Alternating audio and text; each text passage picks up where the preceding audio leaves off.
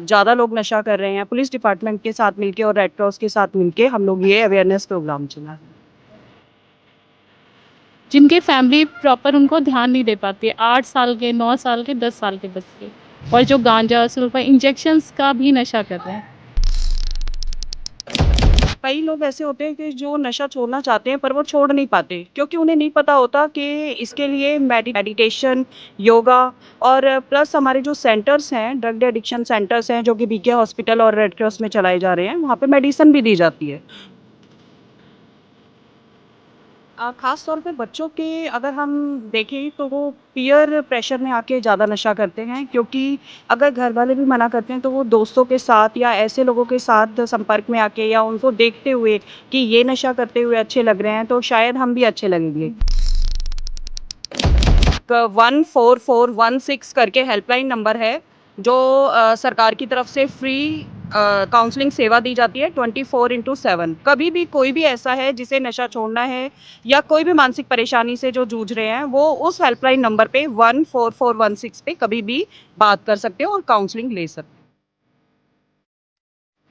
हो। 26 जून यानी अंतर्राष्ट्रीय नशा मुक्ति दिवस जो कल है, लेकिन आज एनआईटी फरीदाबाद में आईटीआई में इसका एक कार्यक्रम आयोजन किया जा रहा है। बच्चों को नशा मुक्ति के बारे में बताने के लिए तमाम चीज़ें जिसमें बताई जाएंगी बच्चों को कि किस तरीके से वो नशे की लत से बच सकते हैं, कितना हानिकारक है और क्या कुछ उसके साइड इफ़ेक्ट होते हैं, कैसे शुरुआत होती है, कैसे रोका जा सकता है। ये तमाम चीज़ें बताने के लिए यहाँ पे चीफ गेस्ट आएंगे और जिसमें बीके हॉस्पिटल के स्पेशलिस्ट और रेड क्रॉस के कुछ लोग आएंगे और बच्चों से बात करेंगे, तमाम लोगों से बात करेंगे, जानेंगे कि उनका क्या कहना है आज के इस आयोजन को लेके, इस कार्यक्रम को लेके और नशा मुक्ति के बारे में उनकी क्या राय है, क्या सुझाव है।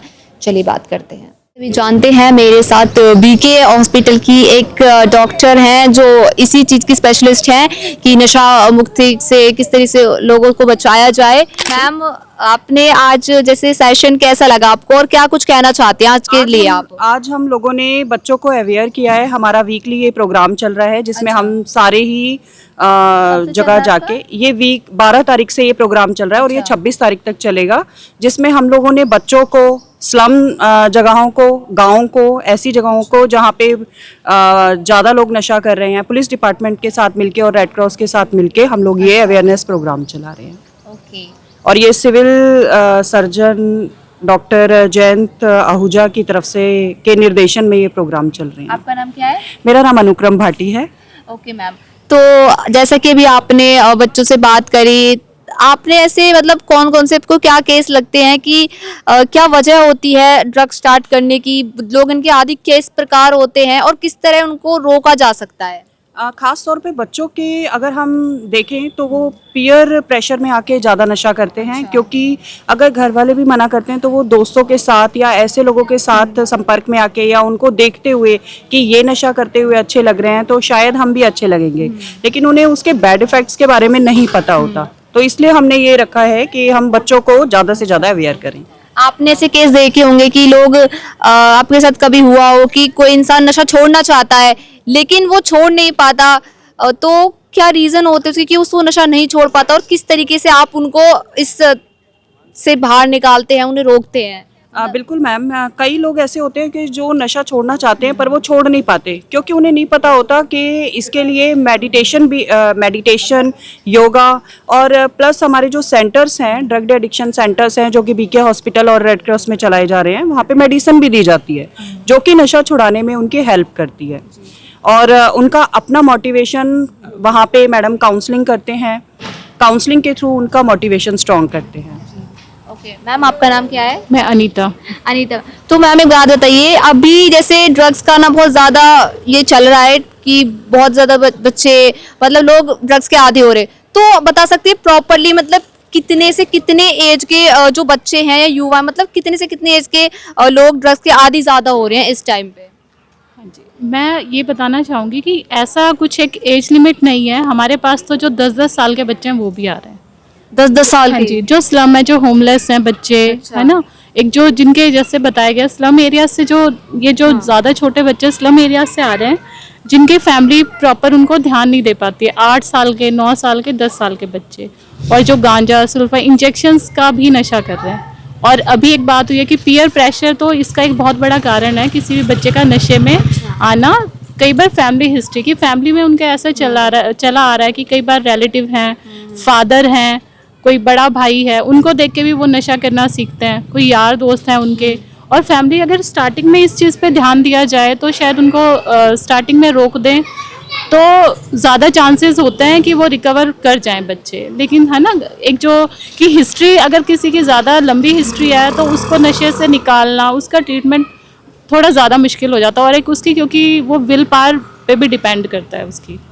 तो आप वो बता रहे हो 8-10 साल के जो बच्चे ड्रग्स के आदी हो जाते हैं, किस तरीके से आप उनको ट्रीट करते हो, क्या कुछ करते हो उनके लिए? ना बड़ों को तो देखो हम समझा सकते हैं मे बी, लेकिन छोटे बच्चों को किस तरीके से हम उन्हें ट्रीट करेंगे, क्या बताएंगे?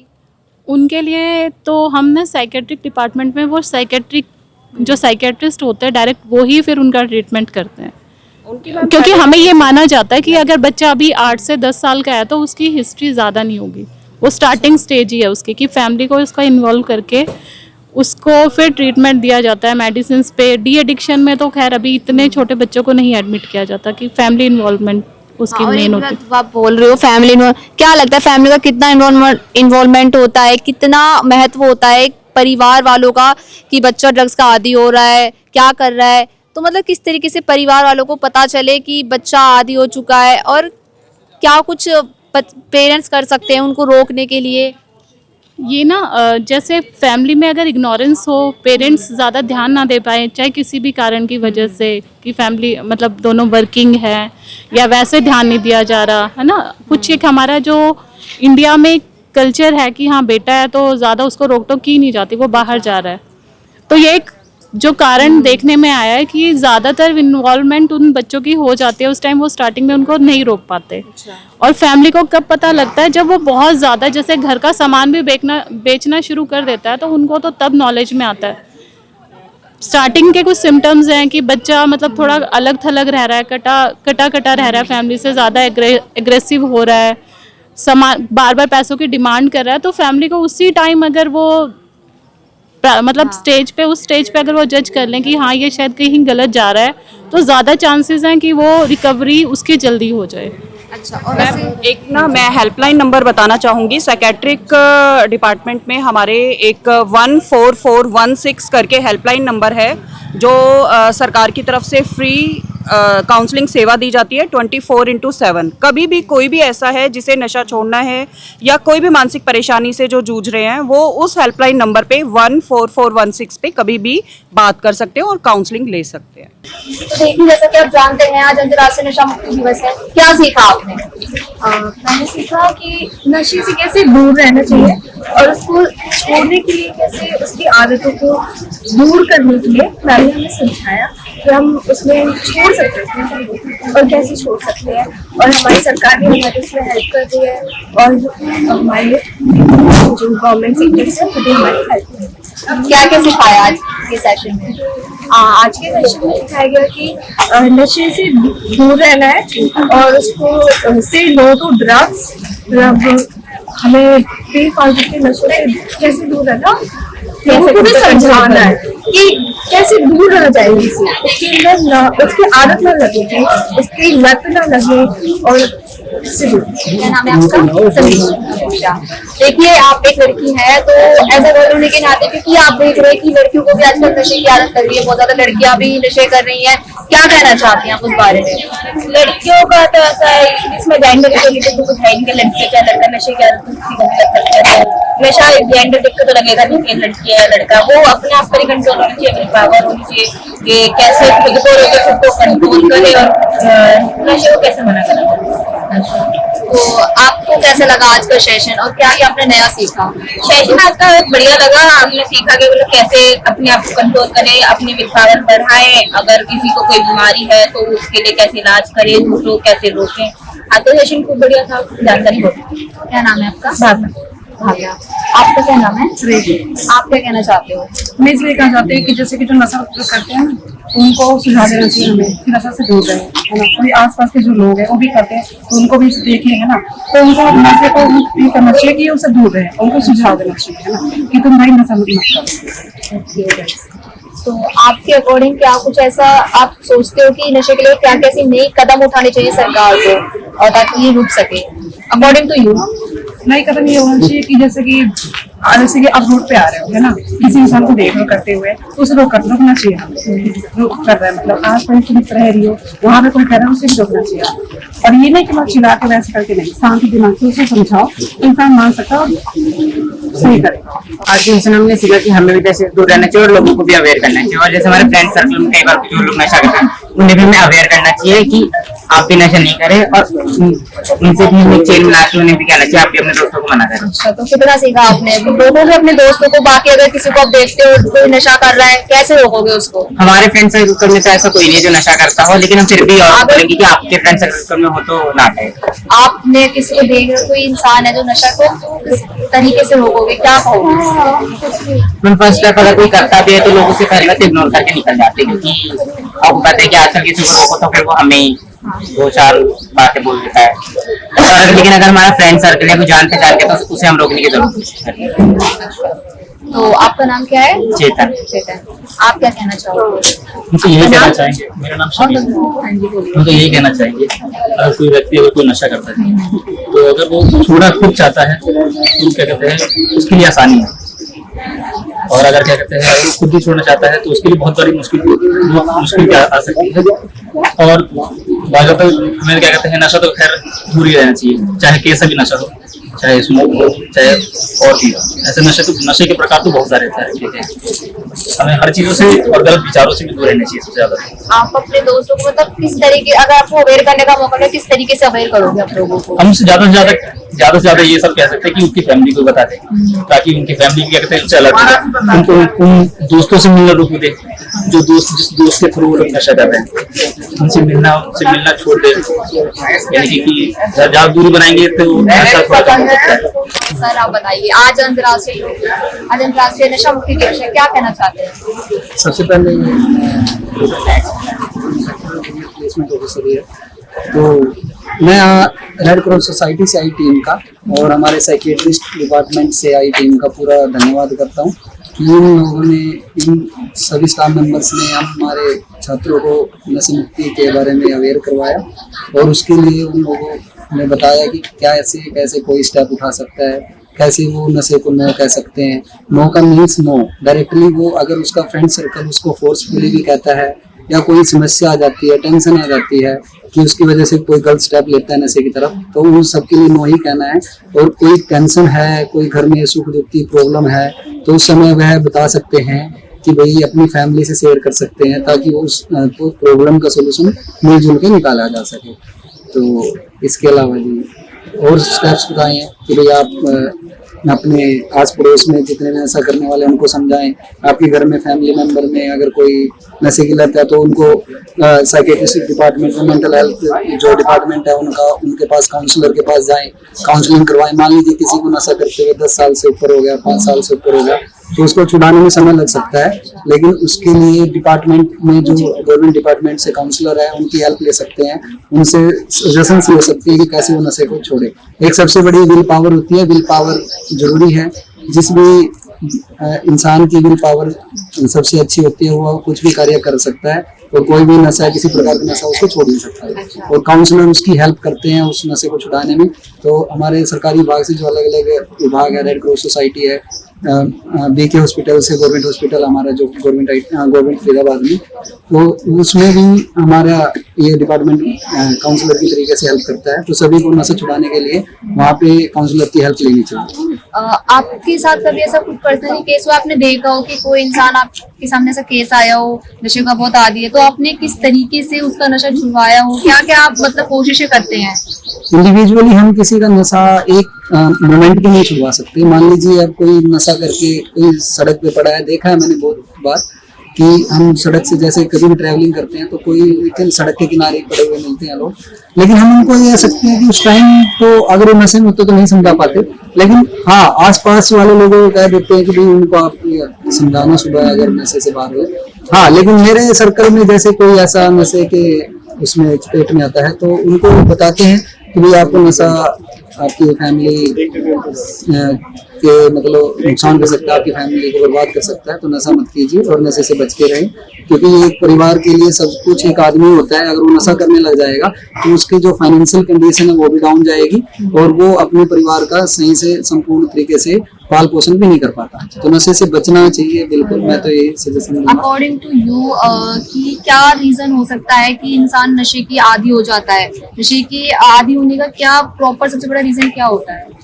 देखो, अलग अलग सिचुएशंस होती है। नशा क्या होता है कि कुछ लोग विल पावर से बड़े तो कुछ नहीं है, जिसको करना है वो कोई बुरी संगति में आने से भी कर सकता है। कोई क्या करता है कि जैसे अपने कोई सुख का बहाना लगा लेता है, आज मेरे घर पे शादी है, आज मेरे घर ये हुआ है, तो नशा करने के लिए वो नशा कर सकते हैं। उसके अलावा भी कोई दुख में कहता है कि मेरे घर में ये प्रॉब्लम है, तो थोड़ी देर रिलैक्स करने के लिए मैं ड्रग्स ले लेता हूँ या मैं ड्रिंक कर लेता हूँ। तो ये सब चीजें क्या है, जो ड्रग्स वगैरह की शुरुआत मतलब ये छोटे नशे से ही होती है, फिर इंसान पहले से ही अचानक ही ड्रग्स वगैरह लेने लगता है? क्योंकि अक्सर सुनने में आता है कि नशे की शुरुआत तो पहले छोटी चीजों से होती है, सिगरेट से, शराब से, या फिर लोग कोई ऐसे भी होते हैं जो डायरेक्ट ड्रग्स वगैरह के आदी हो जाते हैं। नहीं, डायरेक्ट कोई कुछ नहीं होता। कोई भी कार्य हो उसके लिए स्टेप तो होते ही है। मान लिया हमें फर्स्ट मंजिल पे जाना है तो स्टेप टू स्टेप ही चलते हैं। ऐसे ही हमारा, अगर मान लीजिए हम किसी बुरी संगति में पड़ते हैं, यार दोस्त हमें फोर्सफुली कहते हैं आपने कभी कुछ ड्रिंक नहीं की या कोई ड्रग्स नहीं लिया, तो क्या करते हैं वो कहेंगे कि आप इसमें एक बार ट्राई करके देखिए, धूम्रपान नहीं किया तो ट्राई करके देखिए। तो अगर आपकी विल पावर सही है, आप नो कह सकते हैं तो नो कह सकते हैं, 2 मिनट के लिए बुरा बन सकते हैं आप अपने फ्रेंड सर्कल से।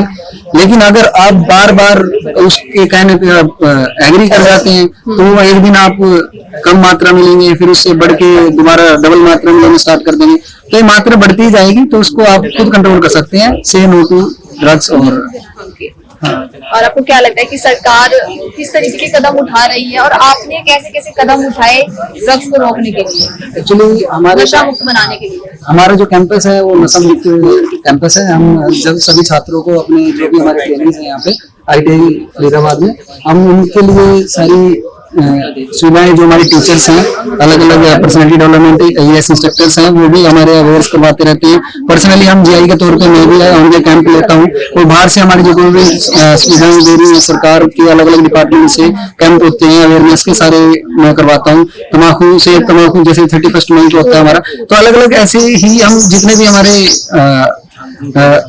प्रोग्राम होते हैं, अवेयरनेस प्रोग्राम नशे के खिलाफ, उनको मैं यहाँ पे करवाता रहता हूँ। तो वो अवेयरनेस है हमारा। तो देखिए दोस्तों, मैं अभी गवर्नमेंट ITI में मौजूद हूँ, फरीदाबाद के ITI में। मैंने लोगों से बात करी, जो यहाँ के चीफ गेस्ट थे, बच्चों से बात करी, तमाम चीज़ें जानी कि बच्चे, आजकल के युवा किस तरीके से नशे के आदी हो रहे हैं, जो नशा है बच्चों को किस तरह इफेक्ट करता है, कैसे शुरुआत होती है, कैसे सिम्टम्स नज़र आते हैं, कैसे उसको रोका जाए और कैसे लगाम थामी जाए इन सभी चीज़ों पे। देखिए दोस्तों, क्योंकि इस वक्त जो नशे के केस हैं वो बहुत ज़्यादा बढ़ रहे हैं, आए दिन हमें केस सुनने में आते हैं। और जैसा अभी हमें मैम ने बताया कि 8-10 साल के बच्चे, मतलब 8-10 साल के बच्चे, जहां उनको ये तक नहीं पता होता कई लोगों को कि उनके लिए क्या अच्छा है क्या बुरा है, लेकिन वो बच्चे उस टाइम में ड्रग्स लेते हैं। ये कहीं ना कहीं लापरवाही या पीयर प्रेशर, 2 चीज़ें जिसमें मेन बताई जा रही हैं कि इस वजह से कोई भी इंसान ड्रग्स का आदी होता है, ड्रग्स लेना शुरू करता है। तो आज रेड क्रॉस और BK हॉस्पिटल की टीम यहाँ पे आई, जिन्होंने बच्चों को अवेयर किया, तमाम चीज़ें बताई कि वो किस तरीके से ड्रग्स छोड़ सकते हैं, ड्रग्स उनके लिए हानिकारक हैं। तो देखते हैं बच्चों पे इस पर कितना असर पड़ता है, बच्चे कितना इसे रोकते हैं और क्या क्या कदम उठाते हैं, तमाम चीज़ें देखने के लायक होंगी। और बाकी देखिए, मैं आपसे अंत में दोस्तों इतना ही कहना चाहूँगी कि आप भी ऐसी बुरी आदतों से बचें, दूर रहें, सावधान रहें, सतर्क रहें और खबरों का सिलसिला ऐसा ही चलता रहेगा। बने रहिए हिंदुस्तान तहलका न्यूज़ के साथ। जय हिंद, जय भारत।